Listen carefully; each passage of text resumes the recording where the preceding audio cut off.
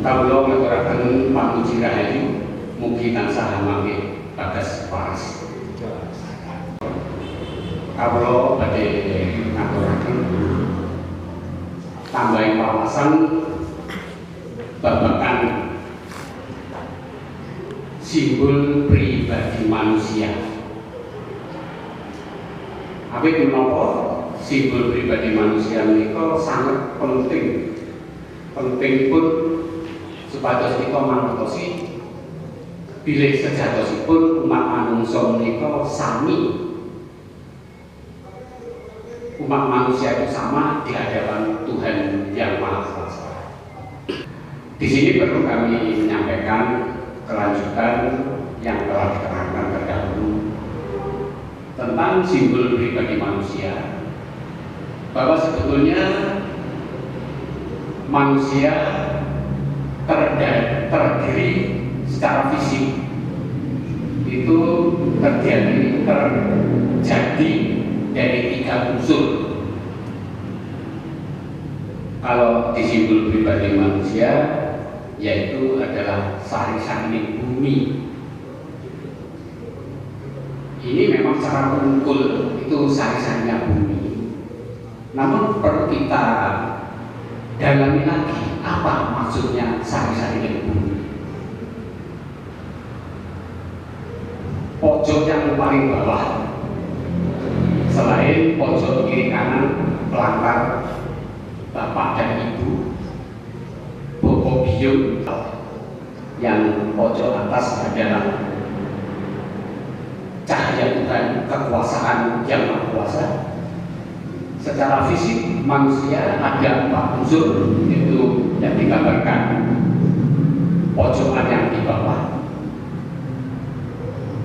Ada pojok atas, pojok bawah, kiri dan kanan. Tadi telah disampaikan bahwa kiri kanan itu adalah prantara bapak dan ibu, atau yang di atas itu adalah kuasa Yang Maha Kuasa, sinar cahaya Tuhan atau sumber urip. Yang di bawah secara fisik adalah dari 4 unsur sari-sari bumi, di mana kita pelajari di bumi ini, planet bumi ini ada 4 unsur, yaitu adalah sari-sari tanah, sari-sari air, sari-sari api, dan sari-sari udara. Bahkan juga ada yang namanya di tanah ini sari-sarinya logam. Itu pewujudan secara fisik manusia. Sari-sari tanah yang mana yang sehari-hari kita makan, apa itu dari tanaman, apa itu dari binatang. Namun memakan langsung saya kira jelas tidak mungkin, harus ditambah sari-sarinya air. Kalau sari-sarinya tanah, pewujudannya misalnya vitamin, protein, mineral. Kalau sari-sarinya air, yaitu kalau air itu dimasak, uapnya itu didinginkan, yang sangat terkenal di dalam dunia medis, yaitu aquades, jadi air yang kuning. Terus ada sari-sarinya api. Sari-sarinya api itu apa? Sari-sarinya api itu adalah panas. Untuk memproses dari 1, 2, dan 3 memerlukan sari-sarinya panas. Dan ditambah sari-sarinya udara, yaitu oksigen atau O2. Jadi keempat unsur itulah yang menjadikan fisik kita terjadi. Kurang satu itu tidak bisa. Misalnya oksigennya tidak ada, saya kira tidak bisa hidup. Sari-sarinya api yang pewujudannya panas atau panasnya itu dari bumi, inti bumi atau magma, yang nanti akan bergetar sehingga terjadi yang di tanaman itu ada laos kencur, jahe, itu juga mengeluarkan panas, lombok juga mengeluarkan panas. Namun yang kita gunakan di dalam tubuh itu adalah sari-sari. Jadi 4 unsur bisa kita pelajari. Di sinilah kalau kita jabarkan. Selanjutnya ada yang bergandengan erat dengan nafsu dipakarti. Kalau nafsu itu oleh Yang Maha Kuasa diajarkan nafsu ini, nafsu budi pakarti. Nafsu ini adalah yang diberikan kepada tanaman. Jadi tanaman itu dikasih nafsu sehingga dia hidup, membesarkan fisiknya, tidak berpindah-pindah sesuai dengan kodratnya. Yang kodratnya seperti rumput, ya kodratnya kecil dibanding dengan kodrat yang diberikan Yang Maha Kuasa seperti pohon beringin. Tapi semuanya diperlukan. Sedangkan binatang diberikan nafsu dan budi. Budi itu adalah perbuatan, perilaku. Budi. Jadi dia mencari makan sesuai dengan kodratnya. Kalau kambing makan rumput, kalau harimau binatang buas memakan daging. Sesuai dengan kodratnya, dia untuk mempertahankan hidup, dia makan dengan caranya, yaitu adalah bergerak untuk mencari penghidupannya. Jadi hidup dan penghidupan. Sedangkan manusia dikasih nafsu, budi dan pakarti. Maka para tokoh-tokoh rohaniwan mengatakan bahwa manusia itu dimuliakan Allah. Itu luar biasa. Mengapa dikatakan bahwa manusia itu dimuliakan Allah atau Tuhan Yang Maha Esa? Itu karena diberikan ini pakarti.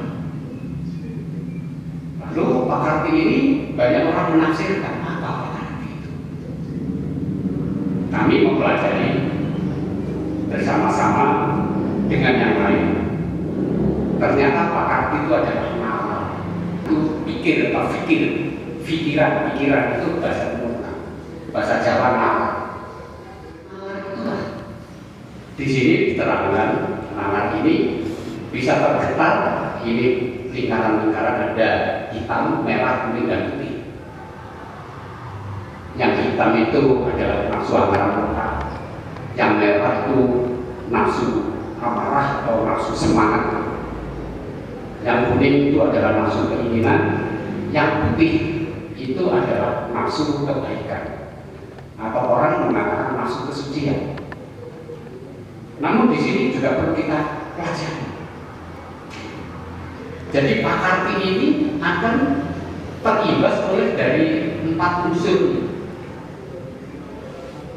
Maka di situ kita telah mengerti bahwa pikiran itu bisa baik, bisa buruk, atau pikiran itu bisa negatif atau positif. Bagaimana manusia itu bisa mengetahui bahwa pikiran itu baik dan buruk? Maka di sini ditugaskanlah yang putih, yang kecil ini. Ini adalah perlakuan rohani manusia. Rohani manusia telah dijelaskan mempunyai sifat 5 sifat, yaitu agung, rohim, adil, wassalamul. Dan rohani ini adalah percikan sinar cahaya Tuhan yang sudah melekat diberikan kepada manusia. Kalau ajaran Jawa terkenal dengan nyowo, roh atau roh suci. Pewujudannya tidak pria, tidak wanita. Maka disinilah rohani kita harus bisa mengerti pikiran kita ini baik atau kurang baik. Misalnya pikiran yang jelek, akhirnya dia menciptakan sesuatu untuk melukai orang.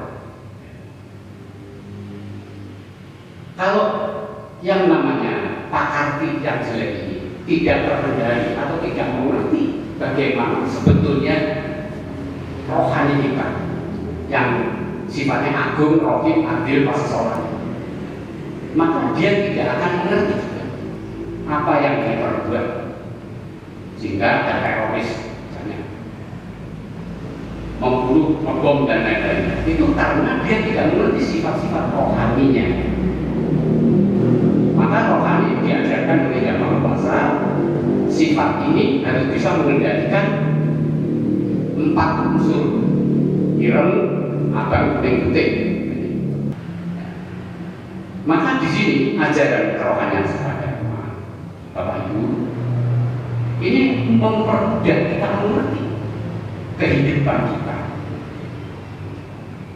Ajaran ini diturunkan. Mengapa kok diturunkan? Diturunkan di bumi Nusantara, di Pulau Jawa. Simbol pribadi manusia karena diturunkan di bumi tanah Jawa, maka otomatis dengan bahasa Jawa, aksara Jawa. Kalau diturunkan di India, otomatis dengan bahasa dan tulisan India dan lain-lain. Jadi disesuaikan di mana ajaran itu diturunkan. Simbol pribadi manusia telah diuraikan berkali-kali. Itu luar biasa. Diturunkan untuk menciptakan persatuan dan kesatuan umat manusia di dunia. Di Indonesia sangat kental Bhinneka Tunggal Ika. Di sinilah walaupun berbeda, tetap satu. Manusia adalah umatnya Allah atau Tuhan yang berkuasa. Di sini tugasnya yang namanya rohani. Jadi rohani ini harus bisa mengendalikan. Ketiga, keempat ini semua dibutuhkan. Kalau ada yang menjelaskan bahwa hitam ini adalah juga kekuatan yang luar biasa. Jadi kemauan yang keras dan dikendalikan oleh rohani yang jelas, akhirnya kekuatan ini akan berdampak positif. Jadi hitam, merah, kuning, dan putih ini bisa berubah jadi positif. Ini memerlukan pengkajian yang betul-betul dalam keheningan. Jadi ada orang mengatakan kalau orang murka itu akarnya, seakan-akan hanya jelek-jelek saja. Ini memang meliputi keseluruhan di dalam tubuh manusia, maka lingkarannya juga berbeda, hitam, merah, kuning, putih. Yang putih lebih kecil dibandingkan yang hitam. Maka nafsu-nafsu ini harus diusahakan bisa jadi putih. Dengan bagaimana caranya? Di sini diajarkan ajaran sujud.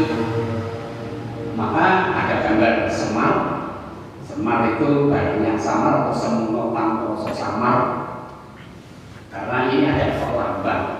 Ada yang bertanya, apakah roh itu wujudannya seperti wayang? Wayang itu pewayangan, kegambaran untuk mempermudah kita mengajar kepada manusia. Ini loh sebetulnya. Maka di sini ada semar, ada ujungnya. Ini menggambarkan ada getaran cahaya, sinar cahaya yang bisa menerima dahulu-dahulu dan bisa menerima ilmu-ilmu ajaran-ajaran dari Yang Maha Kuasa. Sebetulnya wahyu ajaran seagama itu sebetulnya sudah komplit. Jadi di dalam sujud kita tidak mencari lagi, sudah cukup ada pelajaran sujud. Mengapa manusia harus sujud, binatang atau tidak? Jadi disinilah manembah ada tingkatan-tingkatan. Manembah rogo membungkuk digetari oleh rasa dipancarkan cahaya. Rasa itu baru ada rasa bila mana cahayanya ada. Kalau cahayanya pergi, rasanya hilang. Lama-lama harganya juga hilang, artinya mati. Maka di sini perlu diketahui yang dikatakan urip langgeng tanpa mati, yaitu adalah roh kita yang harus bertanggung jawab dengan tentara nafsu-nafsunya. Mungkin kalau bagi Pak Kasada Dharma yang sudah mampu mendalami sedulur oras, mendalami mengenai persis, saya kira kurang etis bila dia memberikan wejangan-wejangan. Karena itu berbuah nafsu. Kalau di sini memang digambarkan ada hitam, merah, kuning, putih, itu adalah pancaran getaran nafsunya.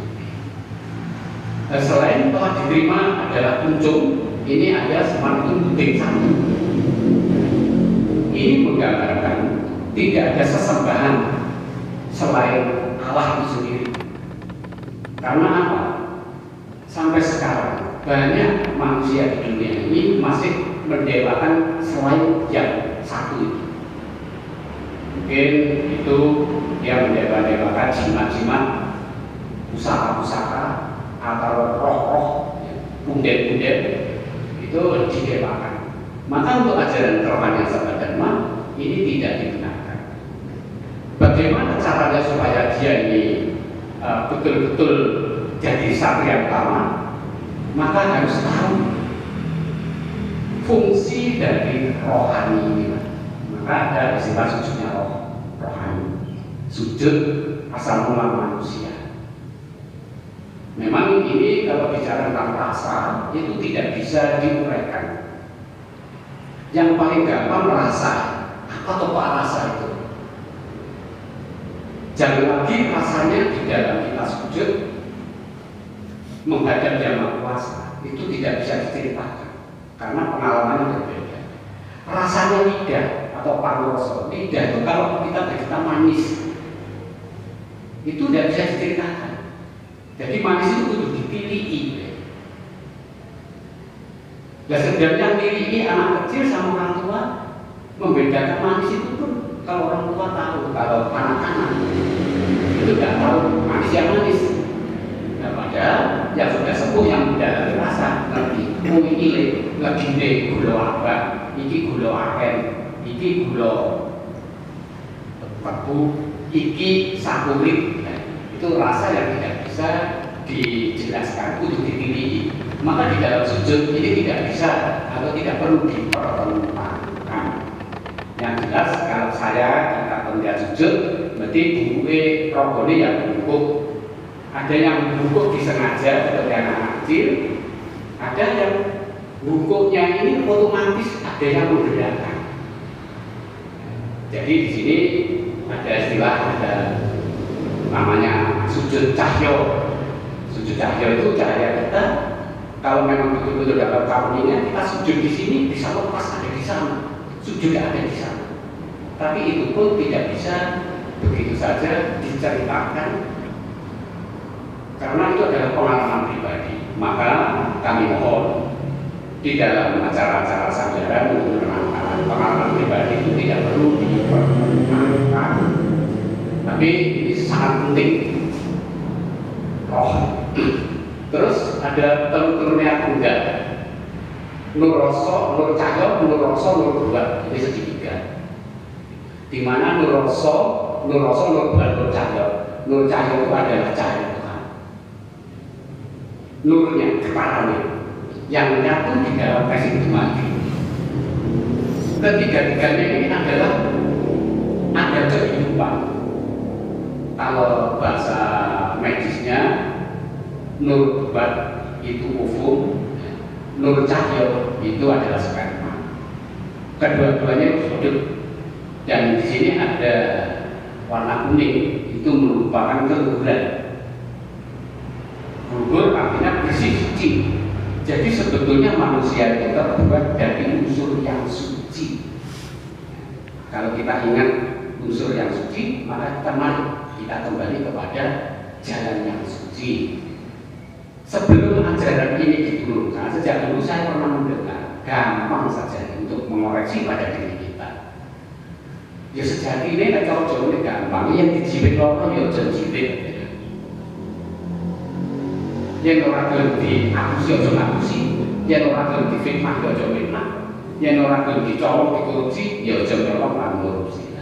Di sini simbol ini sangat penting banget, sangat berguna kita dalami.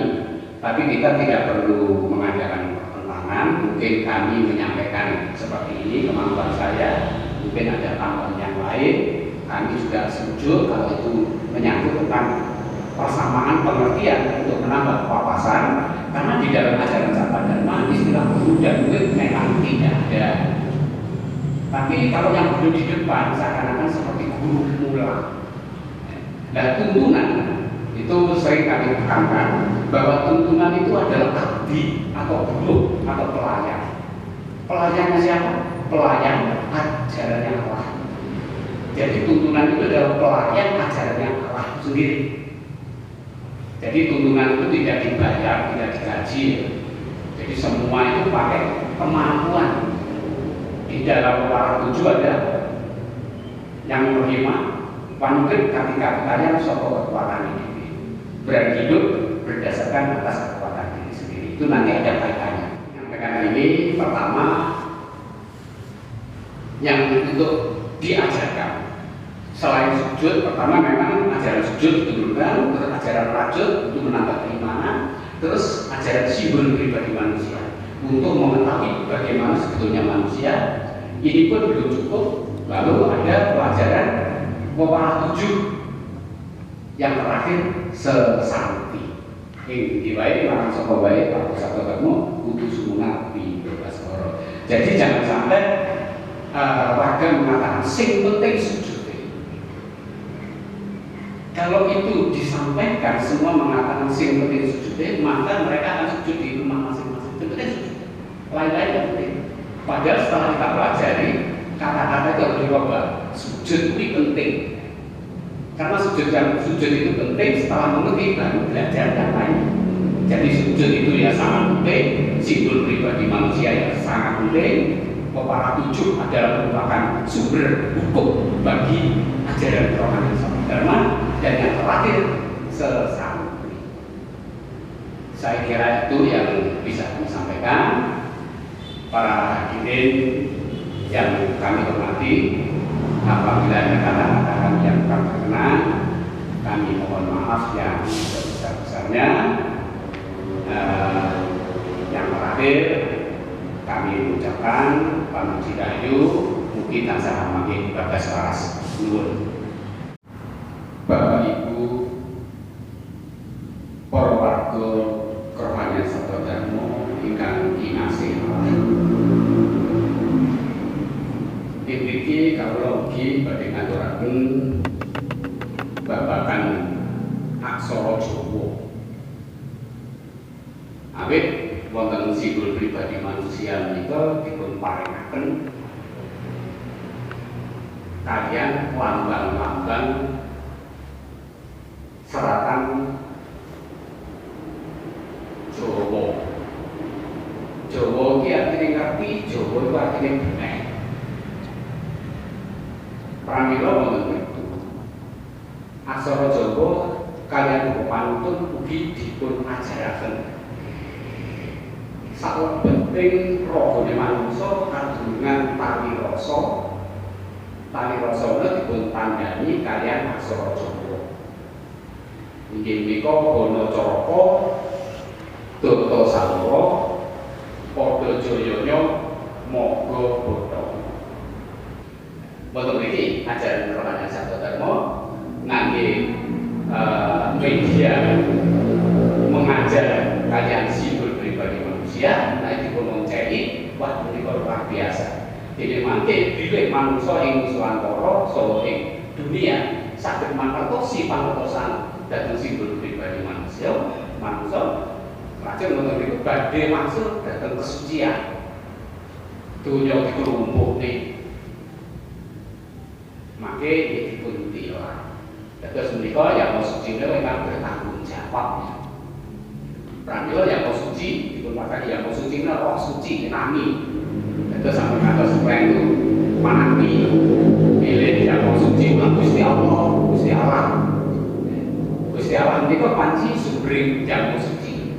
Nek sinaripun cahya Allah ingkang yang mau suci kali roh suci menika sampun dumunung ing saklebeting gesang kita arti roh ini kan bertanggung jawab bija dengan sampun kita tilar per jalanan dhateng alam kelanggengan menawi wonten jagat menika boten saged ngendhaleni hargane nafsu ireng abang putih tantu mangkinipun nggih boten saged wangsul dhateng papan kelanggengan.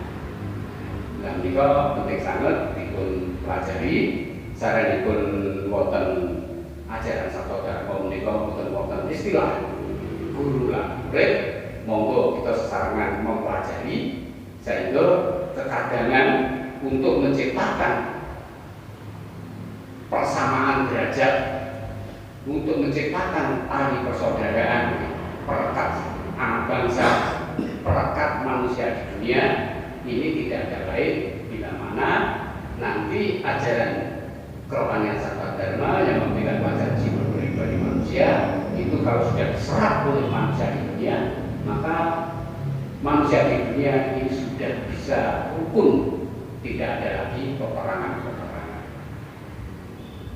Para rawuh, para warga ingkang minulya, kinten menika ingkang kawula aturaken, bilih wonten atur kawula ingkang kirang-kirang kalih kula nyuwun sing sami Pamuji Rahayu kita sakit.